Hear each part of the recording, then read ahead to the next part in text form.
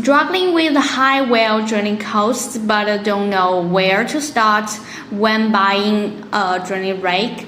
Then you've got to watch this video. Hi there, this is the Mining Well. We've helped customers in over 30 countries start their well drilling business or cut down their drilling costs. Whether you are an agriculture company, a farm owner, or a drilling company, we've got the right rig solution for you. Today we're showing you a test run of a water well drilling rig. Our Malaysia customer bought it. This customer used to rely on drilling service providers to get their water supply. But as their business grew, so did their production costs. So they came to us ready to start drilling their own wells. They had no experience operating a rig, which is why they flew to China to test the machine and learn how to use it. And when they placed the order, they told us, if we can drill just 2 wells, we already make our money back. For this customer, the solution includes the MW350 water well drilling rig, 25-bar air compressor, and so on.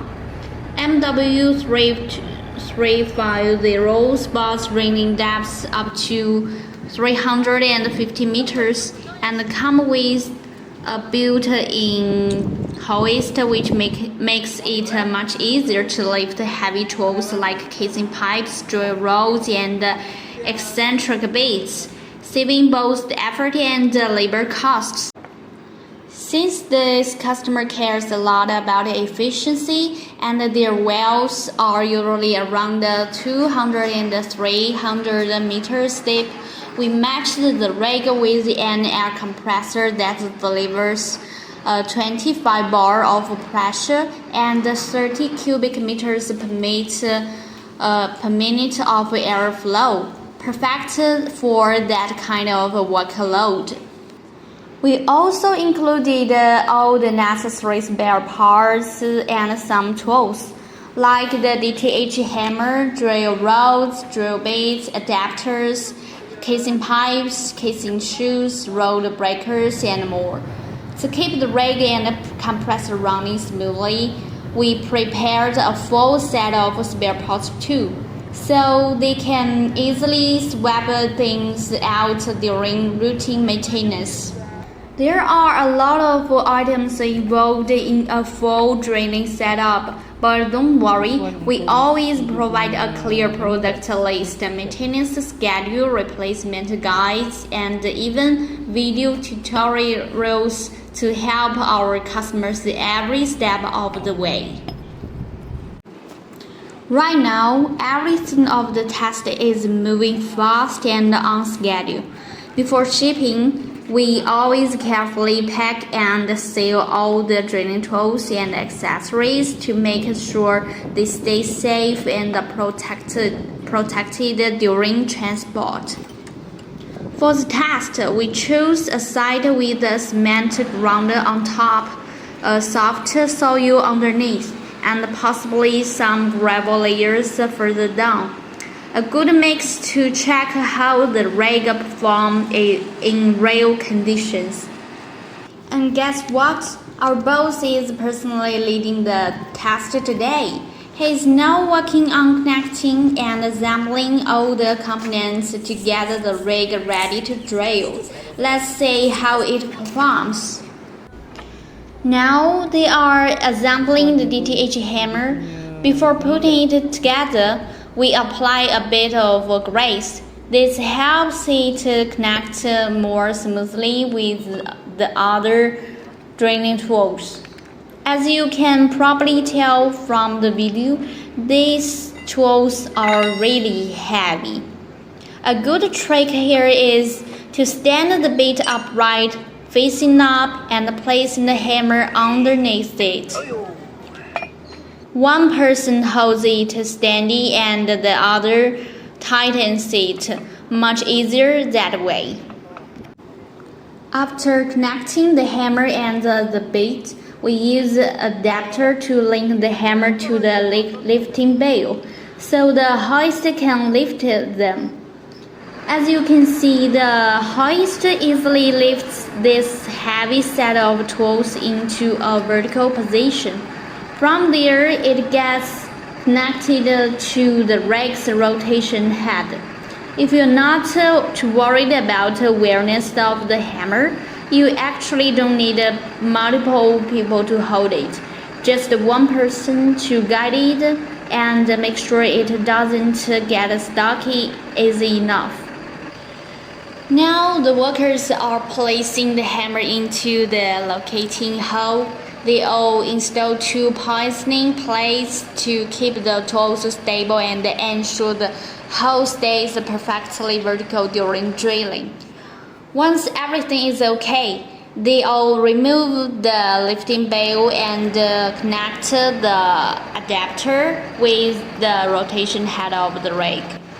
Before doing that, they all apply some grease to the male threads of the adapter.